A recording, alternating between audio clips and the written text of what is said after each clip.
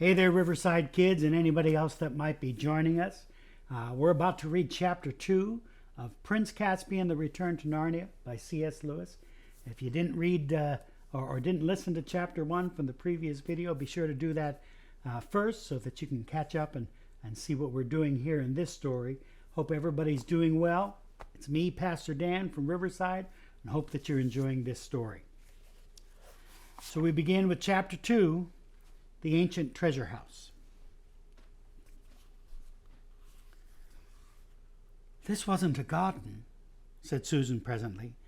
"It was a castle, and this must have been the courtyard." "I see what you mean," said Peter. "Yes, that's the remains of a tower.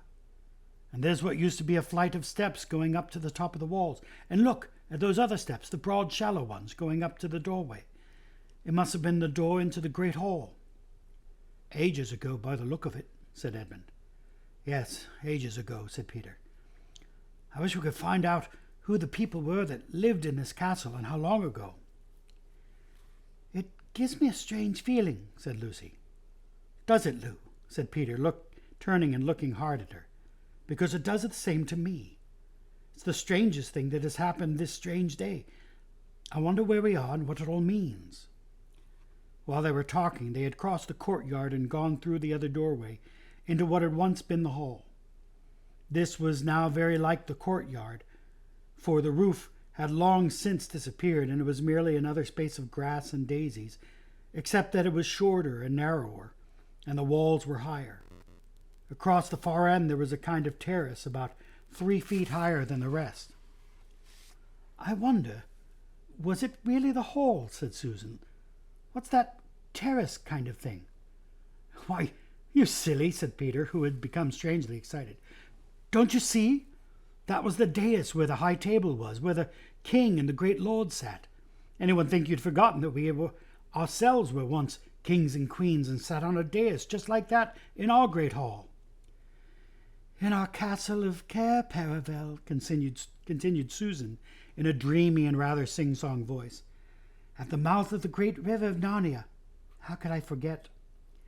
"How it all comes back," said Lucy. We could pretend that we're in Cair Paravel now.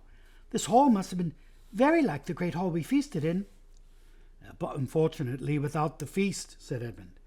"It's getting late, you know. Look how long the shadows are. And have you noticed that it isn't so hot?" "We should need a campfire if we're going to spend the night here," said Peter. "I've got matches.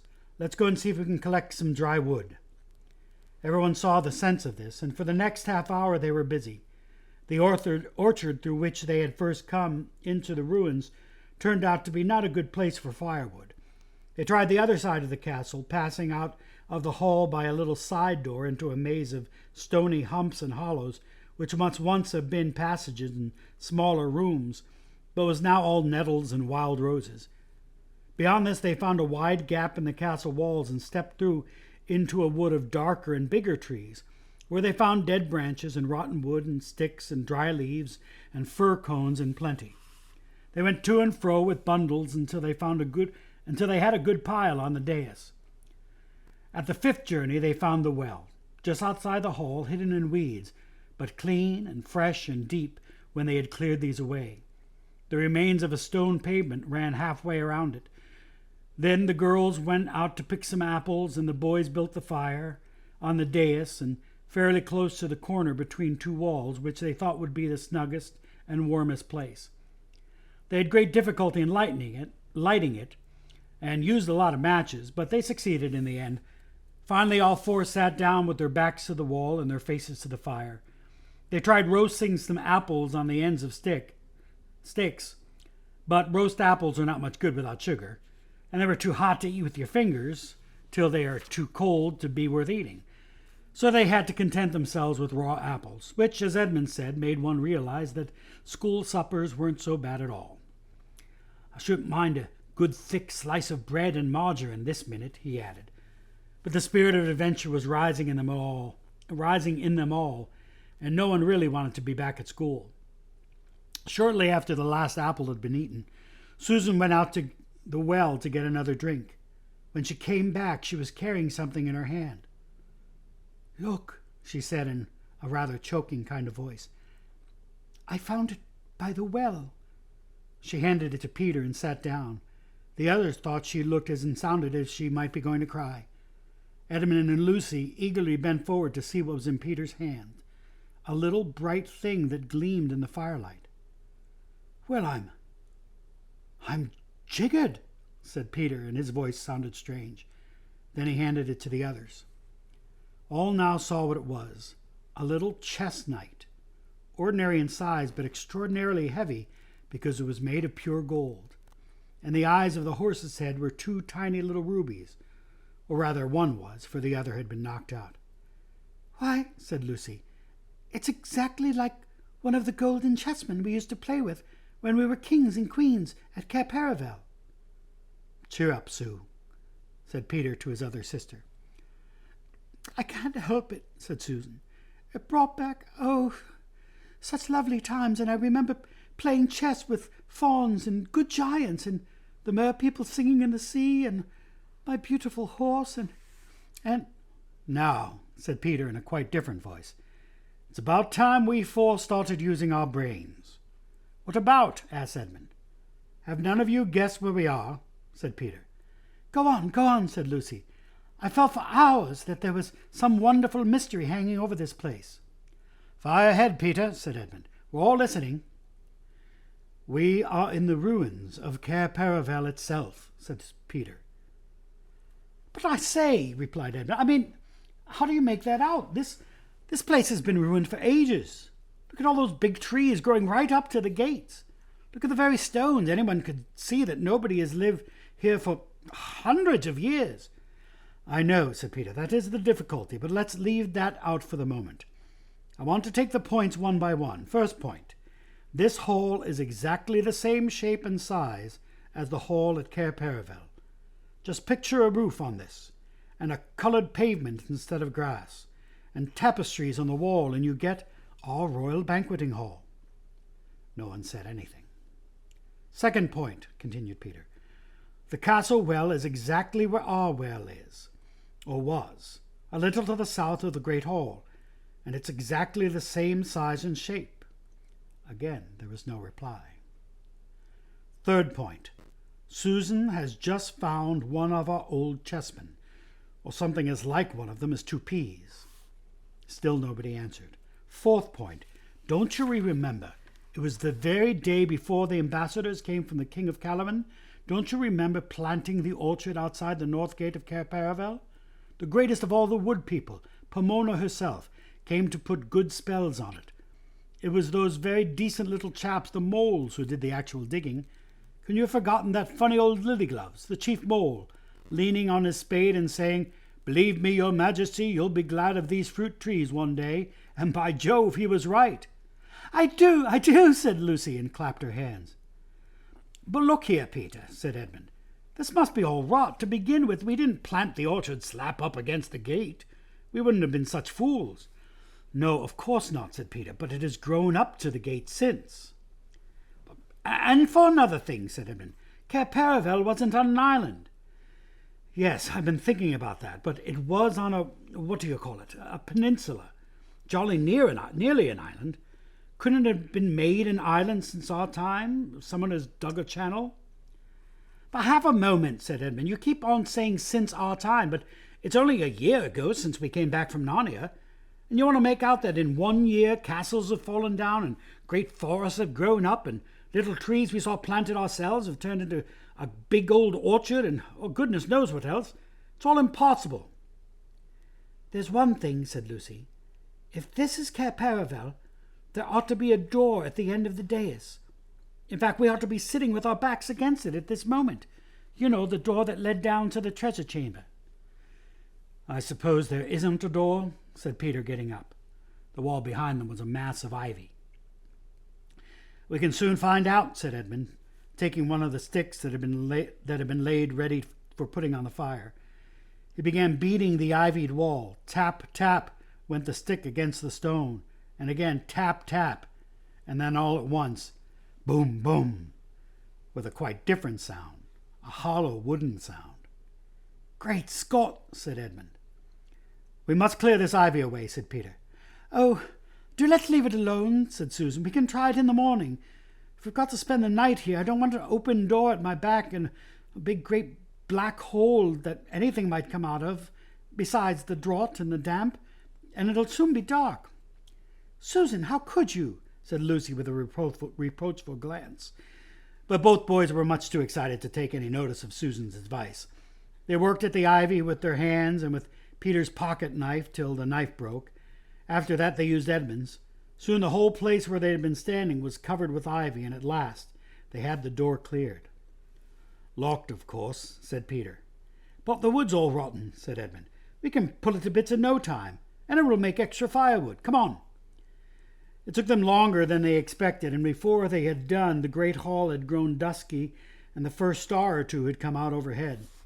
Susan was not the only one who felt a little shudder as the boys stood above the pile of splintered wood, rubbing the dirt off their hands and staring into the cold dark opening that they had made.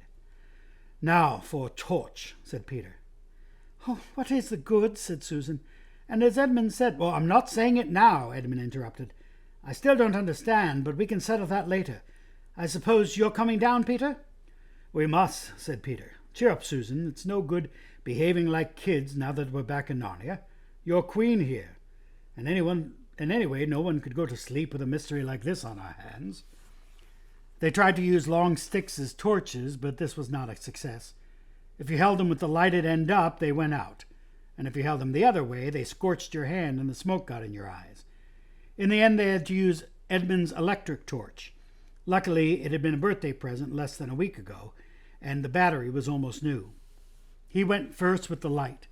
Then came Lucy, then Susan, and Peter brought up the rear. I've come to the top of the steps, said Edmund. Count them, said Peter. 1, 2, 3, said Edmund, as he went cautiously down and so up to 16. And this is the bottom, he shouted back. Then it really must be Cair Paravel, said Lucy. There were 16. Nothing more was said till all four were standing in a knot together at the foot of the stairs. Then Edmund flashed his torch slowly around. Oh, said all the children at once, for now they all knew that it was indeed the ancient treasure chamber of Cair Paravel, where they had once reigned as kings and queens of Narnia. There was a kind of path up the middle, as it might be in a greenhouse, and along each side at intervals stood rich suits of armor like knights guarding the treasures. In between the suits of armor, on each side of the paths, were shelves covered with precious things, necklaces and arm rings and finger rings and golden bowls and dishes, and long tusks of ivory, brooches and cornets, and chains of gold and heaps of unset stones lying piled anyhow as if they were marbles or potatoes, diamonds, rubies, carbuncles, emeralds, topazes, and amethysts. Under the shelves stood great chests of oak strengthened with iron bars and heavily padlocked.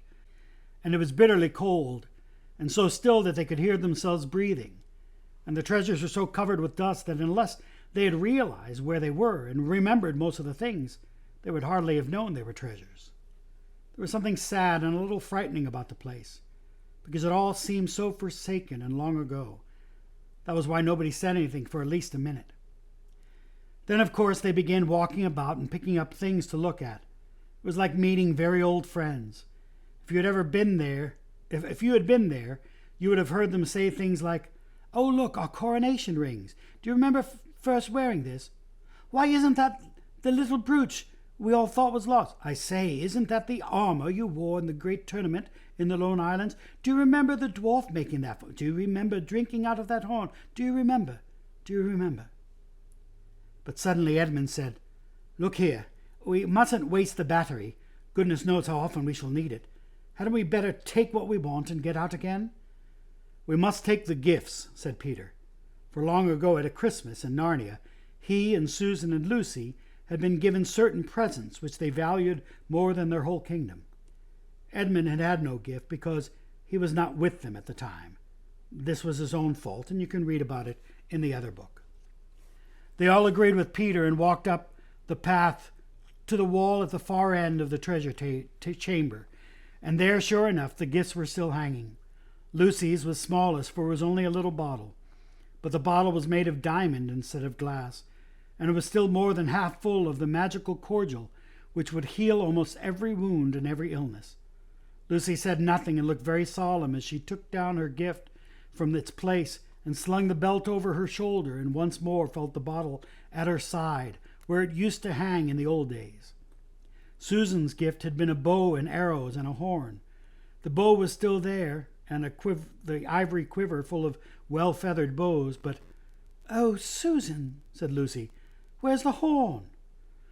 "Oh, bother, bother, bother," said Susan, after she had thought for a moment. "I remember now. I took it with me the last day of all, the day we went hunting the white stag. It must have got lost when we blundered back into that other place. England, I mean." Edmund whistled. It was indeed a most shattering loss, for this was an enchanted horn, and whenever you blew it, help was certain to come to you, wherever you were.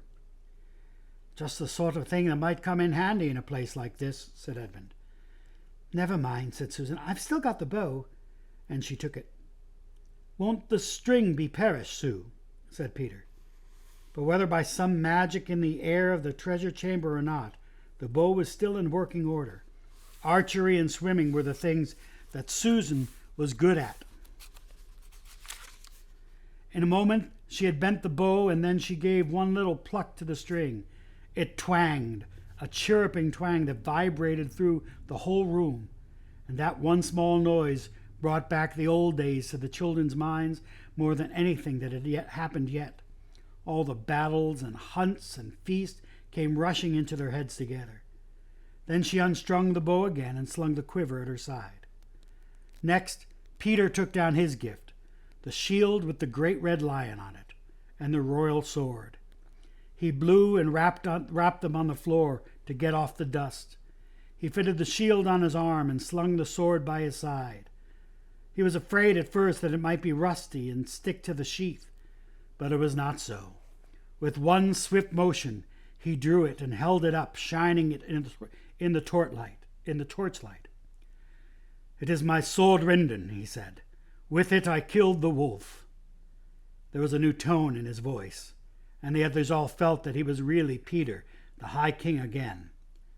Then, after a little pause, everyone remembered that they must save the battery. They climbed the stairs again and made a good fire and lay down close together for warmth. The ground was very hard and uncomfortable, but they fell asleep in the end.